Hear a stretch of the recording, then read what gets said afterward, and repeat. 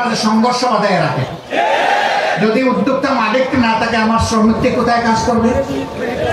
শিল্প যদি না বাঁচে, আমার কর্মসংস্থান কোথায় হবে? যারাই সমাজের দুশ্মন, তারাই শিল্প ধ্বংস করতে চায়। তারা শ্রমিকদের আবেগকে উস্কে দিয়ে রাস্তায় নামায়, মরে শ্রমিকরা, বেনিফিট নিয়ে ঘরে বসে তারা। আবার কিছু মালিক আছেন, তারা চান যে শ্রমিকের শুধু ঘাম নয়, পারলে রক্তটাই নিয়ে নেয়। এটা অন্যায়, এটা অন্যায়। শিল্প তারা বাঁচাবে, আপনি তাদেরকে বাঁচতে দিন। আপনি তাদেরকে সম্মান করবেন, তারা সমস্ত শক্তি উজাড় করে আপনাকে সব কিছু বিলাই দেবে। শিল্পের উন্নতি হবে, তাদেরও উন্নতি হবে। আমরা ওই রকম বৈষম্যহীন একটা সমাজ চাই। আমরা এমন একটা সমাজ চাই যেই সমাজে জন্ম নেওয়া প্রতিটি শিশু জন্ম নেওয়ার পর থেকে 4টি অধিকার তাকে তার সরকার দিতে বাধ্য থাকবে। একটি হচ্ছে তার খাওয়ার অধিকার, অর্থাৎ তার খাদ্যের যোগান দিতে হবে। অপুষ্টির কারণে কোনো শিশু মারা যাবে না, বিকলাঙ্গ হবে না। দ্বিতীয়টি হচ্ছে তার আশ্রয়, তার মাথা গুজার একটা ঠাঁই থাকতে হবে। তার সাথে মর্যাদায় মিলে এরকম একটা জায়গা তাকে তৈরি করে দিতে হবে। কারণ নিজের সামর্থ্য থাকে, সরকারের কাছে সে অবশ্যই চাইবে না, কিন্তু যার সামর্থ্য নাই তাকে অবশ্যই আশ্রয়ের ব্যবস্থা করে দিতে হবে। এরপরে এই শিশুটির অধিকার হচ্ছে সে যাতে একটা সুস্থ নাগরিক হিসেবে গড়ে উঠতে পারে, এই জন্য তার জন্য স্বাস্থ্য সেবা নিশ্চিত করতে হবে। এরপরের অধিকার হচ্ছে তাকে সুশিক্ষা দিতে হবে। আজকে বহু সন্তান, লক্ষ লক্ষ সন্তান মায়ের পেট থেকে জন্ম নিয়ে 4 অধিকারের কোনোটাই পায় না। তারা বস্তিতে নির্জনে দুঃখে দুঃখে কাঁদে আর আল্লাহকে চিৎকার দিয়ে বলে, আল্লাহ, আমরাও তো এই সমাজের মানুষ, আমাদেরকে একটু সম্মানজনক বাঁচার কোনো অধিকার নেই। আমরা এই জায়গাটাকে সমতলে আনতে চাই, দেখতে চাই। সম্মানিত ভাইয়েরা, আর আমরা কি চাই? আমরা চাই ব্যবসায়ীরা তাদের জায়গায় ব্যবসা করবে, কোনো দুর্বৃত্ত চাঁদাবাজের সাহস হবে না তার কাছে গিয়ে চাঁদা চাওয়া।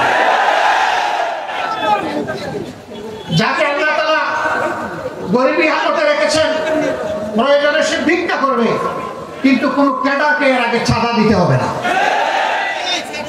সারাদিন ভিক্ষা করবে শ্রমিক, শ্রম দিবে কর্মচারী, কাজ করবে কর্মকর্তা, কাজ করবে কৃষক, মাঠে ফসল ফলাবে। বিকালে যখন সওদা কিনতে যাবে, তখন 30 টাকা কেজি দরের পেঁয়াজ 300 টাকা হবে না। বাজারে স্বস্তি থাকবে, সহনীয় দ্রব্যমূল্য থাকবে, যাতে প্রতিটি মানুষ তার সামর্থ্য অনুযায়ী স্বস্তির সাথে বসবাস করতে পারে। তার সামাজিক নিরাপত্তাটা এমন হবে যে সে ঘরের মধ্যে দরজা খুলে হোক বন্ধ করে হোক, রাতের বেলা শান্তিতে ঘুমাবে। কোনো দুর্বৃত্ত তার সম্পদ কিংবা ইজ্জত লুণ্ঠন করার দুঃসাহস করবে না। আমরা এমন একটা সমাজ চাই। আমার এমন একটা সমাজ প্রয়োজন যেই সমাজের শিক্ষিত মানুষগুলা কলমের একটু চাই, কোটি কোটি হাজার কোটি টাকা জাতির কাছ থেকে লুণ্ঠন করবে না। কলম হাতে নিয়ে কলিজা তার থরথর করে কাঁপবে। আল্লাহ আমার হাতে কলম তুলে দিয়েছেন, এই কলমের জায়গায় আমি যদি বেইনসাফি করি, ইয়াউমাত তালাকে, মুলাকাতের দিন, আদালতে আখিরাতে আল্লাহ আমার কাছ থেকে কড়ায় গন্ডা হিসাব নেবেন, আর আমার জায়গা হবে জাহান্নাম। এই অনুভূতি নিয়ে রাষ্ট্রের, সমাজের প্রত্যেকটি শিক্ষিত কর্মচারী, কর্মকর্তা, ব্যক্তিটি তার দায়িত্ব পালন করবে। আমরা এখন কি দেখি? নির্বাচনের আগে যিনি এমপি ক্যান্ডিডেট, তিনি পায়ে ধরে বলেন যে আপনারা আমার বাবার মতো লাগে। যারে পায়ে ধরতেছেন, হুঁশ নাই কারে ধরতেছেন, হয়তো তিনি তার ছেলের বয়সী। বলতেছেন যে আপনার বাড়িতে আসি, আপনার সাথে পরে কথা বলবো, আসেন আপনার বাবার খবরটা আগে জিয়ারত করুন। এই লোকটা বলতেছে, আস্তাগফিরুল্লাহ, আমার বাবা তো এখনো জীবিত আছেন, আপনি খবর পাবেন কোথায়? নির্বাচনের সময় গিয়ে বলে যে আপনারা আমার মায়ের পেটের ভাইয়ের মতো লাগে দেখতে। নির্বাচন চলে গেলে বলে, তুমি কে বেটা? শালার বেটা, এখান থেকে পালাও। এখানে আসছো কেন? কিভাবে আসছো? কে তোমাকে আসতে দিল? ও বাবা, ওর তো এখন জান বাহির হওয়ার কথা। আমরা ওই রকম ভণ্ড রাজনীতিবিদ চাই না। আমরা চাই উমরি শাসন। রাতের বেলা উমরের সবাই ঘুমাবে তার রাজ্যে, তিনি খলিফা, তার ঘুম তিনি জনগণের জন্য আল্লাহর কাছে ওয়াকফ করে দেবেন।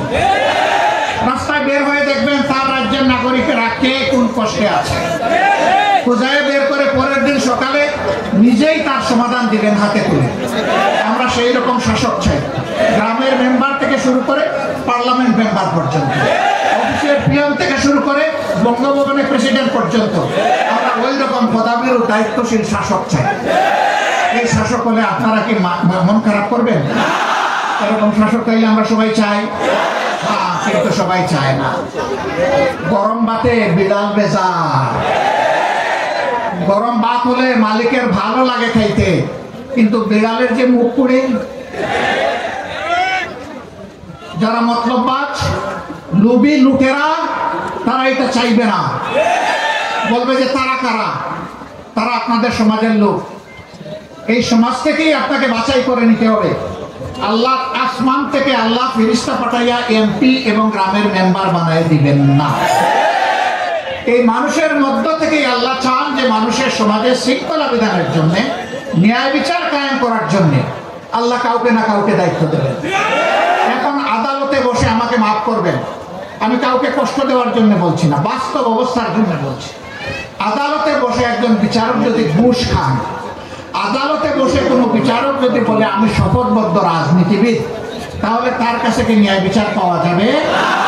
যাবে না। আমরা কোনো শপথবদ্ধ রাজনীতিবিদকে আদালতের বিচারক হিসাবে দেখতে চাই না। একজন সরকারি কর্মকর্তা কর্মচারী, তিনি রাষ্ট্রের সেবক, কিন্তু দল গোষ্ঠী কিংবা ব্যক্তির সেবক নয়। আমরা এমন কোন কর্মকর্তা কর্মচারী আগামীতে দেখতে চাই না যে যাদেরকে বাধ্য করা হবে রাষ্ট্র জনগণ বাদ দিয়ে গোষ্ঠীর পূজা করার জন্য। এমন একটা দেশ আমাদের সকলের কামনা। সেই দেশটা আমাদেরকেই গড়তে হবে ইনশাআল্লাহ। বাংলাদেশ জামাতে ইসলামী কমিটেড 15.5 বছর ইতিহাসের বর্বরতম নির্যাতন চালানো হয়েছে জামাতে ইসলামের উপর। 1-2 করে 11 জন শীর্ষ নেতাকে হত্যা করা হয়েছে, জুলুম করে বিচারিক হত্যাকাণ্ড ঘটানো হয়েছে। তার সর্বশেষ দুঃখজনক ঘটনার শিকার হয়েছেন আমাদের কলিজার টুকরা আল্লামা দেলাওয়ার হোসেন সাইদ। শহীদ আহমেদ জামান, মওলানা মতিউর রহমান নিজামী থেকে শুরু করে অধ্যাপক গোলাম আজম রাহিমাহুল্লাহ থেকে শুরু করে যাদেরকে হত্যা করা হয়েছে, আমরা দেখতে চাই এই জগতে সেই হত্যাকারীদের বিচার হয়েছে। হত্যার পরিকল্পনাকারী, মাস্টারমাইন্ড, হত্যা বাস্তবায়নকারী, আদালতে বসে যারা দুষ্ট রায় দিয়েছে তারা, যারা মিথ্যা সাক্ষী দিয়েছে তারা, ইনভেস্টিগেশন করতে গিয়ে যারা নাটক বানিয়েছে তারা, এদের কেউ যেন সেই অপরাধ থেকে রেহাই না পায়। সম্মানিত বন্ধুগণ, শুধু কি আমাদের নেতৃবৃন্দকে আর কর্মীদেরকে হত্যা করা হয়েছে না, এরা গোটা জাতিকে হত্যা করতে চেয়েছিল। সেনাবাহিনীর 57 জন কমিটির চৌকস দেশপ্রেমিক অফিসারকে নির্মমভাবে ক্ষমতায় আসার মাত্র 2 মাসের ভিতরে হত্যা করা হয়েছে। পিডিআর বাহিনীকে ধ্বংস করা হয়েছে। নিজেদের ক্ষমতায় যাওয়ার সিঁড়ি হিসাবে তাদেরকে বলির পাতা বানানো হয়েছে। এই সবগুলোর বিচার চাই। নিরীহ মানুষগুলো যারা জেলে বন্দী আছে তাদের সবার মুক্তি চাই। এটি মাজহারুল ইসলাম, তিনি কি দুষ্কার ছিলেন, তার বিরুদ্ধে 1.5 মাইল দূর থেকে অমাবস্যার রাতে তারে নাকি দেখে চিনছে, এটাও সাক্ষী তার বিরুদ্ধে। এইরকম বাজে সাক্ষী, মিথ্যা সাক্ষীর মাধ্যমে, বাজে এবং মিথ্যা অভিযোগের মাধ্যমে যারা চলে গেছেন তাদেরকে ফেরত পাবো না। কিন্তু আমরা দেখতে চাই যে আজহারুল ইসলাম সাহেবের উপর এখন যেন ন্যায় বিচার করা হয়। সম্মানিত ভাই ও বন্ধুগণ, আমরা বলেছিলাম আমরা প্রতিশোধ নেব না, আইন হাতে তুলে নেব না। মহান রবের শুকরিয়া আদায় করি, 56,000 বর্গ মাইলের আমাদের 2.5 কোটি সহযোগী আল্লাহর মেহেরবানি চরম ধৈর্য ধারণ করেছে। কেউ বলতে পারবে না এত বড় পরিবর্তনের পরে তারা কারো গায়ে হাত দিয়েছে, কারো ইজ্জতে কান দিয়েছে, কারো কাছে চাঁদা চেয়েছে, রাজপথ অথবা ফুটপাত দখল করেছে, কোনো ব্যবসায়ীকে হয়রান করেছে, হুমকি দিয়েছে। আল্লাহর মেহেরবানি কেউ বলতে পারবে না। যে আল্লাহ তৌফিক দিয়েছেন, আবার মাথা নত করে সেই আল্লাহর শুকরিয়া আদায় করি আলহামদুলিল্লাহ। আমরা আমাদের ক্রোধকে পায়ের নিচে ফেলেছিলাম, আল্লাহর কাছে চেয়েছিলাম আল্লাহ এটা যদি বিজয়ের প্রাথমিক আলামত হয় এইখানে গোলামদের বান্দিদের অহংকার করার কোনো জায়গা নেই। সমস্ত প্রশংসা কেবল তোমার। তুমি যে 3 দফা কর্মসূচি দিয়েছ, বিজয়ের সাথে ওইটাই আমরা পালন করবো। ফাসাব্বিহ বিহামদি রাব্বিকা ওয়াস্তাগফির। আমরা তোমার প্রশংসা গাইব, আমরা তোমার পবিত্রতা বয়ান করব, করতেই থাকবো। আর মানুষ হিসাবে আমাদের যত ত্রুটি বিচ্যুতি হয়েছে তার জন্য তোমার কাছে ইস্তেগফার করব, মাফ চাই। আমরা আমাদের কর্মীদেরকে বলেছিলাম যে সেজদায় পড়ুন, চোখের পানি দিয়ে খুশির সাথে আল্লাহ শুকরিয়া দেয়। আমরা বলেছিলাম কমপক্ষে একটা রোজা রেখে আল্লাহ শুকরিয়া দেয়। আমরা বলেছিলাম কমপক্ষে 2 রাকাত নফল নামাজ পড়ে বলেন, ও আল্লাহ সমস্ত মেহেরবানি তোমার, তোমার কাছে আমরা শুকরিয়া আদায় করছি, আর কার কাছে নয়। আমরা বলেছিলাম নিজের তৌফিক অনুযায়ী অসহায় মানুষকে একটু সাদাকা দেন। আলহামদুলিল্লাহ, দেশে বিদেশে যত জায়গায় আমাদের সহকর্মী শুভাকাঙ্ক্ষীরা ছিলেন, তারা সবাই এই কাজ করেছেন। আমি আল্লাহর শুকরিয়া আদায় করি, আমাদের ভাই বোনদেরও আমি শুকরিয়া আদায় করি। বলবেন তাহলে এত বড় পরিবর্তনে কারো কি কোনো ভূমিকা নেই? কেন থাকবে না? 2009 সালের 26 ফেব্রুয়ারি পিলখানায় মায়েদের কান্না আল্লাহ শুনেন নাই? এখন পর্যন্ত তারা কাছে আল্লাহ দেখেন না? সামিউন বাসির, আল্লাহ সব শুনেন এবং সব দেখেন। চোখের পানি দেখেন আর বুকের আহাজারি আল্লাহ শুনেন। তাদের থেকে শুরু করে আমরা দফায় দফায় আন্দোলন করেছি, স্বৈরাচারকে আমরা ওঠাতে পারি, এটা সত্য। কিন্তু আল্লাহ তাআলা 24-এ এনে তাদের দফা রফা করেছে। আর এই কাজটা সম্পন্ন হয়েছে আমাদের যুব সমাজ, তরুণদের হাতে। আমরা এই বাবাদেরকে সেলিউট জানাই। আমরা দোয়া করি আল্লাহ তাআলা তাদেরকে যেন আগামীতে এই জাতির এবং দ্বীনের খেদমতের জন্য কবুল করেন। তাহলে জীবনও তাদের সার্থক, আখিরাতও তাদের সার্থক হবে ইনশাআল্লাহ। প্রিয় ভাইরা, কত দুঃখের কাহিনী আমাদেরকে সঙ্গ দিচ্ছে। আলেম ওলামা যারা মিম্বরে দাঁড়িয়ে আমাদেরকে খুতবা দেন, মেহরাবে দাঁড়িয়ে যারা ইমামতি করেন, আমরা তাদের কথা প্রাণ ভরে শুনি, আমরা চোখের পানি ফেলি, নিজেকে খুঁজে পাওয়ার চেষ্টা করি। 2013 সালের 5ই মে শাপলা চত্বরে তাদের সাথে কি আচরণটা করা হয়েছে।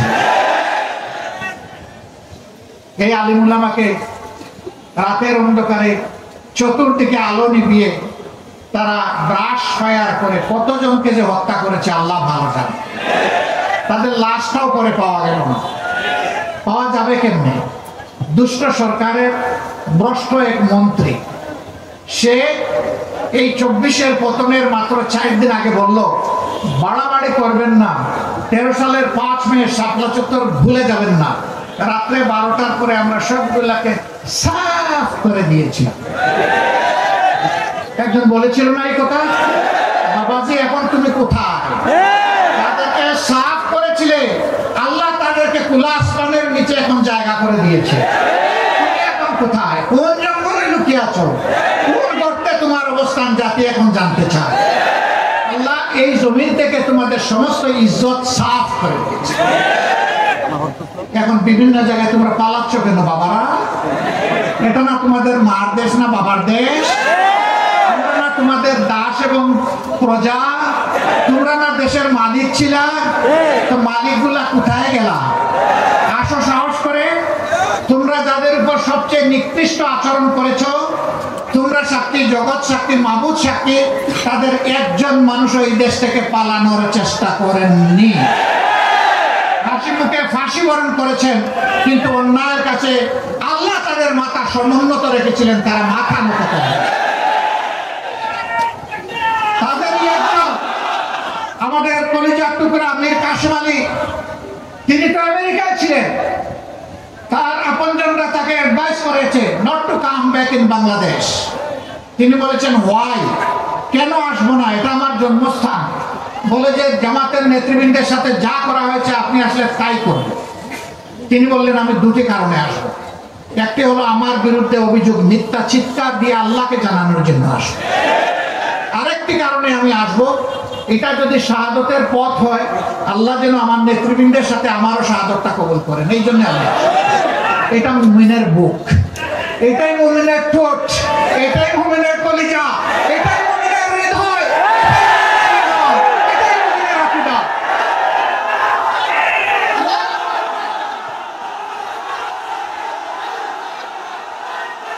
ভাই ও বোনেরা, ভাই ও বোনেরা, যারা অপরাধী সেই অপরাধী আমি হলে আমি আমার বিচার চাই, আমি ন্যায় বিচার চাই। আমি যদি ফাঁসির উপযুক্ত কোনো কাজ করি আমাকে ফাঁসি দেওয়া হোক। আদালতের ন্যায়ভ্রষ্ট কোনো বিচার চাই না, কোনো দুর্বৃত্তকে আদালতের চেয়ারে আর দেখতে চাই না।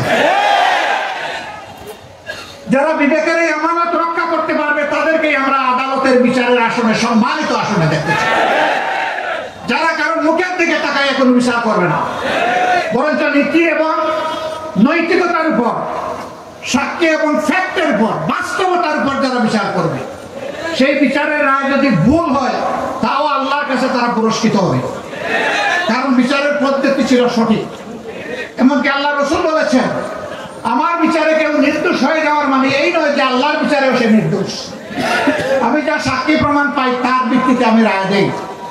যদি কেউ ভুল চাকরির মাধ্যমে আমার কাছ থেকে ভুল রায় আদায় করে, এর জন্য সে দায়ী, এবং হাসরের দিন তার ডাবল শাস্তি হবে। একটা তার পাপের শাস্তি, আর একটা বিচারাঙ্গনকে প্রতারিত করার শাস্তি। সম্মানিত ভাইরা, আমরা ন্যায় বিচার চাই। এই জন্য যারাই যেখান থেকে এই জাতির উপর জুলুম করেছেন তাদের সকলের বিচার এই জাতি দেখতে চায়। যারা শহীদ হয়েছে, আমাকে সাংবাদিকরা প্রশ্ন করে আপনাদের দলের কয়জন শহীদ হয়েছে? আমি ওই যত শহীদ হয়েছে সব আমাদের দল। এটা কিভাবে বলেন? অন্য দল তো দাবি করে, বলে আমাদের দল কোনটা জানেন? আমাদের দল হচ্ছে মানবতার দল, আমাদের দল হচ্ছে 18 কোটি মানুষের দল। 18 কোটি মানুষ যেখানে আছে আমরা ওই দলে আছি।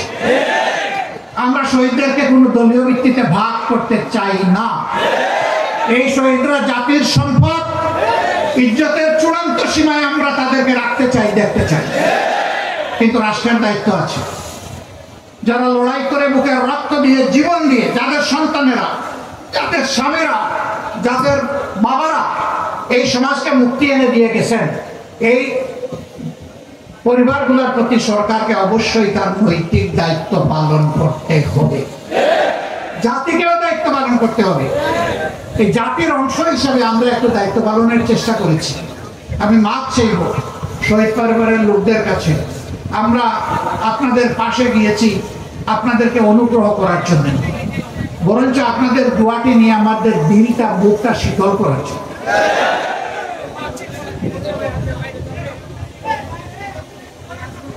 আপনারা আমাদের অহংকারের পাত্র, আমাদের মর্যাদার পাত্র, আমাদের সম্মানের পাত্র। আমরা সরকারের কাছে দাবি জানাবো তাদের সঠিক স্বীকৃতিতে যেন দেওয়া হয়। পাঠ্যপুস্তক কারিকুলামে আগামী দিনের নাগরিকরা যেন জানে যে তাদেরও আবু সাইদরা ছিল, এই গাজীপুরের শহীদরা ছিল, সারা বাংলার শহীদরা ছিল, মুক্তরা ছিল, রিয়ারা ছিল, দুধের সন্তানও ছিল। এটা যেন তারা জানে। এই জন্য যারাই লড়াই করেছে দেশে বিদেশে সব জায়গায়, সবাইকে অভিনন্দন জানাই। রিমিটেন্স যোদ্ধারা তারা যুদ্ধ করেছে আমাদের সাথে সমান তালে। বিডিআর যোদ্ধারা বিদেশ এবং দেশ দুই জায়গা থেকে যুদ্ধ করেছে সমান তালে। আল্লাহ তাআলা তাদের সবাইকে দুনিয়া আখিরাতের মর্যাদা দান করুন। তাদেরকে দেশে মর্যাদার সাথে ফিরিয়ে আনাই সরকারের দায়িত্ব। সম্মানিত ভাইরা, আমরা দাবি করি প্রত্যেকটা শহীদ পরিবার থেকে কমপক্ষে একজনকে যেন এই সরকার সম্মানজনক চাকরি তাদের হাতে তুলে দেয়। লড়াই করে যারা আহত হয়েছে, পঙ্গু হয়েছে, তাদেরকেও যেন সম্মানজনক চাকরি দেওয়া হয়। তারা যেন আজীবন কারো করুণার পাত্র হয়ে না থাকে। তার যোগ্যতার বলেই যেন সে পরিবারকে আল্লাহর সাহায্য নিয়ে সামলাতে পারে। আমরা এই দুই জায়গার দাবি অত্যন্ত স্পষ্ট রাখলাম। সরকার আশা করব আমাদের এই দাবির প্রতি তারা সম্মান প্রদর্শন করবে। সম্মানিত ভাইরা, কিন্তু আমি পরিষ্কার বলতে চাই, এরা পরিবারে চাকরি পাওয়ার জন্য অথবা কারো একটু সহযোগিতার জন্য এরা কোনো লড়াই করে নাই। এরা নিঃশর্ত লড়াই করেছে জাতিকে সম্মানিত করার জন্য। জাতির দায়িত্ব এখন এই পরিবার এবং ব্যক্তিদেরকে সম্মানিত করতে হবে, এর কোনো বিকল্প নেই। আমরা দল এবং ধর্মের ভিত্তিতে কোনো বিভাজন মানি না। আমি হিন্দু ভাইদের কাছে গিয়েছি, বৌদ্ধ ভাইদের কাছে গিয়েছি, খ্রিস্টান ভাইদের কাছে গিয়েছি, তাদের খোলামেলা কথা শুনেছি। আমি বলেছি আপনারা মাইনরিটি ভাবেন কমিউনিস্টদেরকে। আমি জন্ম নেওয়ার কারণে আমার যে সরকারের উপর আছে, আপনাদের সমান অধিকার আছে। আপনাদের এই অধিকারের জন্য আপনারাই লড়াই করবেন, আমরাও লড়াই করবো আপনাদের সাথে। আমরা এখানে ধর্মের ভিত্তিতে কোনো বিভাজন মানব না, কোনো মেজরিটি মাইনরিটি নাই। একজন নাগরিক বাংলাদেশের জন্ম নিয়েছে, তার পরিচয় সে বাংলাদেশের নাগরিক, সে বাংলাদেশ, এটাই তার পরিচয়। অন্য কোনো পরিচয় আমরা দেখতে চাই না। হ্যাঁ, একজনের ধর্মকে অনুসরণ করবে, এটা তার ইচ্ছার ব্যাপার। সে দল কোনটা গ্রহণ করবে, এটাও তার চয়েসের ব্যাপার। এইখানে কোনো বাড়াবাড়ি এবং হস্তক্ষেপ দেখতে চাই না। অমুক ব্রাহ্মণ আর অমুক সাঁওতাল, এটা আর আমরা দেখতে চাই। হ্যাঁ, ব্রাহ্মণরা তাদের মর্যাদা নিয়ে তারা থাকবেন, সাঁওতালও তার একটা মর্যাদা নেই, কিন্তু রাজনীতিতে কোনো ব্রাহ্মণগিরি চলবে না। ব্রাহ্মণগিরি হচ্ছে আমার বংশগিরি, হচ্ছে আমার ধর্মীয় জাতি। রাষ্ট্রে আমরা সবাই সমান, এই সবাই সমান করে সবাইকে ঐক্যবদ্ধ করে আমরা একটা ঐক্যবদ্ধ জাতি চাই। এবং এইরকম একটা ঐক্যবদ্ধ জাতির উপরে আর কেউ কোন ধরনের বদ ইচ্ছা হাসিল করার দুঃসাহস আর দেখাবে না ইনশাআল্লাহ। এখন কথা হলো, যারা পালিয়ে গেলেন, গড়তে গেলেন, লুকিয়ে গেলেন, কলা পাতায় ঘুমাইলেন, তাদের কি হবে? হ্যাঁ, তাদের প্রতিও বিচারে কোনো জুলুম করা হোক, ওটাও আমরা চাই না। কিন্তু যার ফাঁসি পাও না, তার ফাঁসি হোক। যার জীবন পাও না, ওটাই যেন শেখায়। যার যতটুকু পাও না, সেটাই যেন শেখায়। অভিযোগ যুগে যদি ন্যায় বিচারে খালাস হয়, আমার কোনো আপত্তি নেই, কিন্তু ন্যায় বিচারটা যেন তাদের ক্ষেত্রে নিশ্চিত হয়। কারণ তারাই তো বড় গলায় বলেছে যে আইন সবার জন্য সমান। আসেন এখন একটু সমান আইনটা কেমন দেখে যায়।